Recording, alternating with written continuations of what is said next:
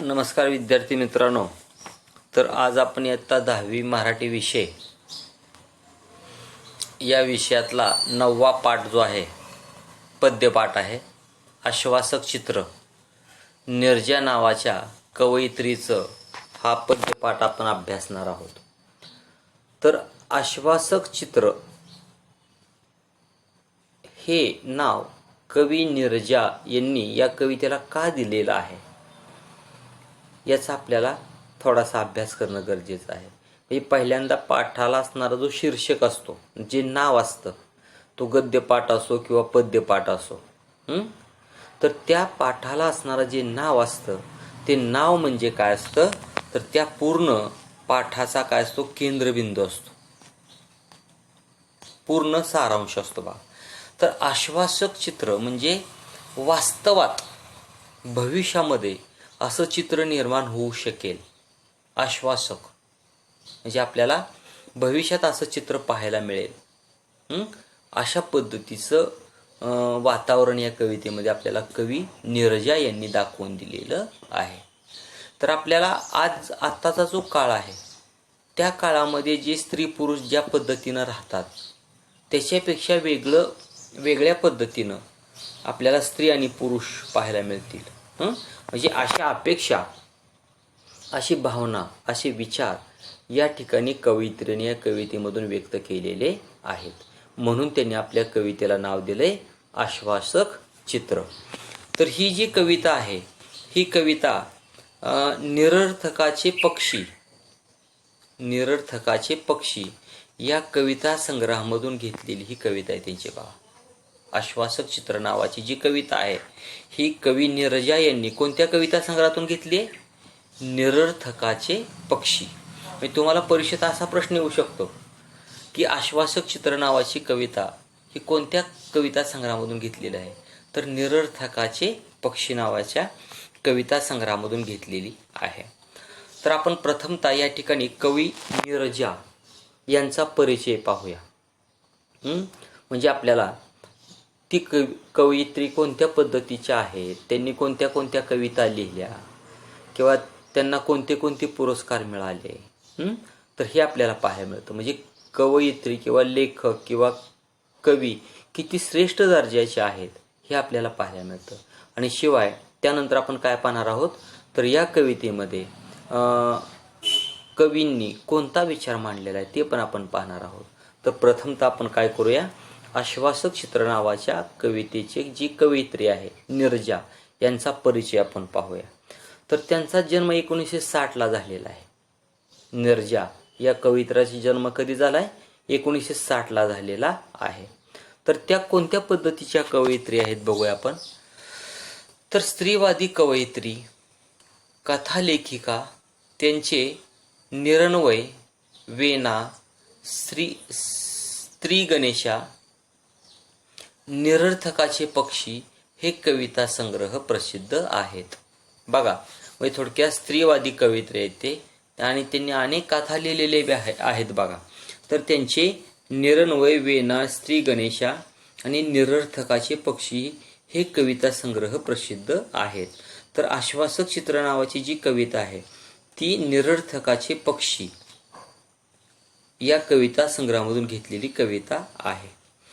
म्हणजे त्यांच्या निरन्वय, वेना, स्त्री गणेश आणि निरर्थकाचे पक्षी हे त्यांचे कविता संग्रह प्रसिद्ध आहेत.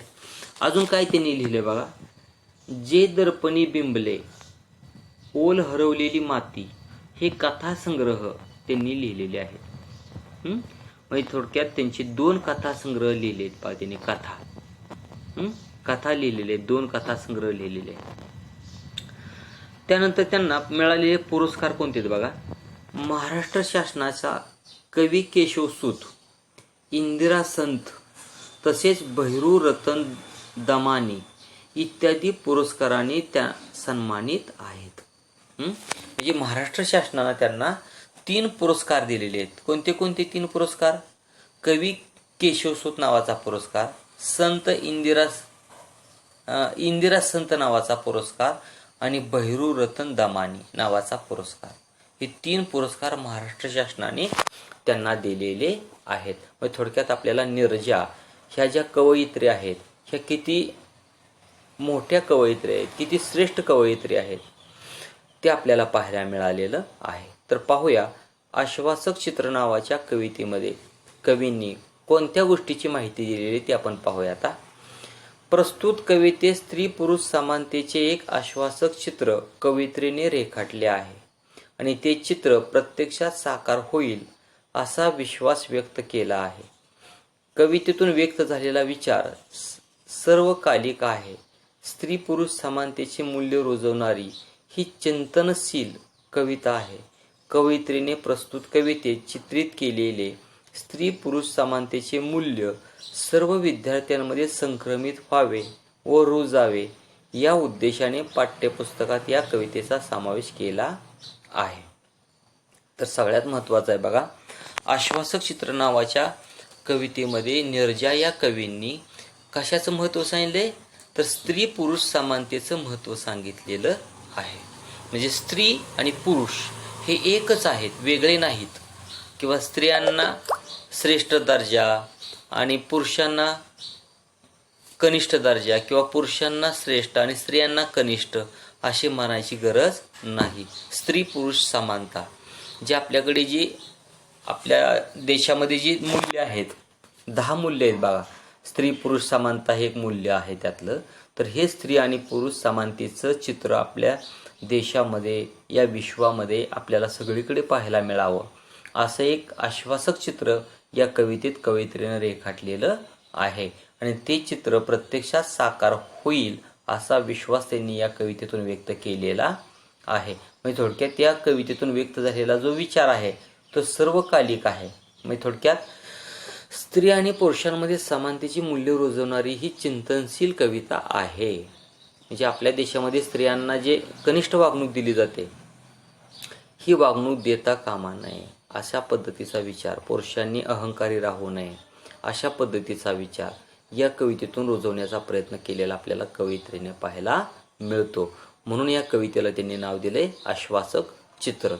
तर प्रस्तुत कवितेत चित्रित केलेले स्त्री पुरुष समानतेची मूल्य सर्व विद्यार्थ्यांमध्ये संक्रमित व्हावे. हे सगळ्या विद्यार्थ्यांमध्ये रुजले पाहिजेत. स्त्री आणि पुरुष हे एकच आहेत, त्यातलं श्रेष्ठ कनिष्ठ कुणीही नाही. तर हे सगळ्या विद्यार्थ्यांना समजावं या उद्देशाने ही कविता या पाठ्यपुस्तकामध्ये घेतलेली आहे, समावेश या कवितेचा केलेला आहे. तर नीरजा नावाच्या या कवित्रीची ही कविता आपण या ठिकाणी पाहणार आहोत. तर प्रथमतः आपण कवितेचा शीर्षक पाहिला, कवयित्रींचा परिचय पाहिला आणि या कवितेमध्ये जो विचार मांडलेला स्त्री पुरुष समानतेचा विचार, हा विचार कसा आहे, किती श्रेष्ठ आहे त्याविषयी आपण माहिती पाहिलेली आहे. तर अशा पद्धतीनं निरर्थकाचे पक्षी नावाच्या या कविता संग्रहामधून घेतलेली कवी नीरजा यांची आश्वासक चित्र नावाची कविता ही या ठिकाणी आपण अभ्यासत आहोत. प्रथमतः मी कविता वाचतोय. ही कविता वास्तविक पाहता स्वर तालबद्धमध्ये ही कविता नाही. तर बघूया. तापलेल्या उन्हाच्या आडोशाला बसून खेळते आहे एक मुलगी केव्हाची, मी पाहत राहते तिला माझ्या घराच्या झरोक्यातून. बघा, म्हणजे थोडक्यात या कवितेला त्यांनी स्वर ताल वगैरे काय दिलेले नाहीत किंवा यमक वगैरे जुळवलेले नाहीत. तर हा गद्यपाठ असल्यासारखी ही कविता आहे. तापलेल्या उन्हाच्या आडोशाला बसून खेळते आहे एक मुलगी केव्हाची, मी पाहत राहते तिला माझ्या घराच्या झरोक्यातून. म्हणजे स्वतः कवयित्री म्हणतायत की उन्हाळ्याचे दिवस आहेत आणि या उन्हाळ्याच्या दिवसामध्ये ही मुलगी बघा इथं चित्रामध्ये दाखवली आहे बघा. कवयित्री आत खिडकीतून बाहेर पाहत आहेत. एक मुलगी सावलीला खेळत आहे, भातुलकीचा खेळ, आणि त्याच्यापाशी एक मुलगा पण आहे. तो मुलगा हातामध्ये चेंडू वरती फेकून झेलत आहे आणि ती मुलगी जी आहे ती मांडीवरती एका लहान बाहुलीला घेऊन झोपवत आहे आणि तिच्यासमोर स्वयंपाकाची सगळी साधनं आहेत. गॅस आहे, भांडी आहेत, पातेलं आहे, म्हणजे ती स्वयंपाक करत आहे असं दाखवलेलं आहे. तर हे उन्हाळ्याचे दिवस आहेत असं त्यांनी दाखवलंय. आणि तापलेल्या उन्हाच्या आडोशाला बसून खेळते आहे एक मुलगी केव्हाची, मी पाहत राहते तिला माझ्या घराच्या झरोक्यातून. म्हणजे कवयित्री स्वतः म्हणतायत की मी ती मुलीला पाहत राहिलेली आहे. ती मांडीवर घेते बाहुलीला, एका हातानं थोपटत तिला, चढवते आदान भाताचं, भातुकलीतल्या इवल्याशा गॅसवर. तर ती मुलगी काय करते आहे, तर आपल्या जवळ असलेली जी बाहुली आहे, बाहुली ती मांडीवर तिला घेतलेलं आहे आणि एका हातानं ती काय करते, त्या बाहुलीला थोपटत आहे, झोपवत आहे आणि दुसऱ्या हातानं ती काय करत आहे, भातुकलीतल्या इवल्याशा गॅसवर. भातुकलीतल्या म्हणजे लहान मुलांचे जे खोटे खोटे खेळ असतात, भातुकलीचा खेळ त्याला म्हणतो बा आपण. तर इवल्याशा गॅसवरती ती काय करते, भाताचं आधण चढवत आहे, थोडक्यात भात शिजवायला ठेवत आहे. आपण पाहतो बघा, लहान मुलं अशा पद्धतीचे खेळ खेळतात. आपले आई वडील जसे वागतात तशा पद्धतीनं मुली असतील तर स्वयंपाक करतात किंवा बाहुलीला नटवतात, झाडून लुटून काढतात, घर सजवतात, स्वयंपाक करतात. मुलं असतील तर समजा मुलं पुरुषांची सगळी कामं करतात बा. समजा उदाहरणार्थ बैलगाडी तयार करायची असेल, बैल तयार करायची, त्यांना वैरण टाकायची किंवा खेळायचं, खांदायचं किंवा काहीतरी पुरुषांची सगळी कामं करायची. पण लहान लहान मुलं अशा पद्धतीनं मुली स्त्रियांची सगळी कामं करतात आणि मुलं पुरुषांची सगळी कामं भातुकलीच्या खेळामध्ये खेळत असतात. तर ही मुलगी काय करत आहे, तर अशाच पद्धतीनं त्या बाहुलीला आपल्या मांडीवरती घेऊन थोपटत आहे आणि तेवढ्यातच ती काय करत आहे, तर भाताचं आधण त्या गॅसवरती ठेवत आहे. तर हे सगळं कोण पाहतंय, तर ही कवयित्री निर्जा नावाची जी कवयित्री आहे, ही कवयित्री आपल्या घराच्या खिडकीतून सावलीला खेळणारी ही जी मुलगी आहे त्या मुलीकडे ती पाहत आहे. पुढं काय होतं पाहता. बाजूला खेळतो आहे मुलगा हातात चेंडू घेऊन, खूप उंच उडवून चेंडू नेमका झेलतो तो हातात. तर त्या मुलीच्या शेजारी एक मुलगा आहे, उभा आहे तो आणि तो खेळत आहे.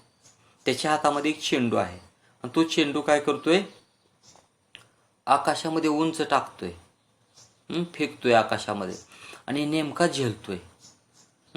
तर अशा पद्धतीनं या ठिकाणी आश्वासक चित्र नावाच्या कवितेमध्ये आपल्याला 3 पात्र या ठिकाणी पाहायला मिळालेले आहेत. प्रमुख पात्र जे आहे ती मुलगी आहे, दुसरं पात्र आहे तो मुलगा आहे आणि स्वतः कवयित्री हे सगळं पाहत आहेत. तर अशा पद्धतीनं भातुकलीचा जो खेळ आहे हा खेळ या ठिकाणी चालू आहे.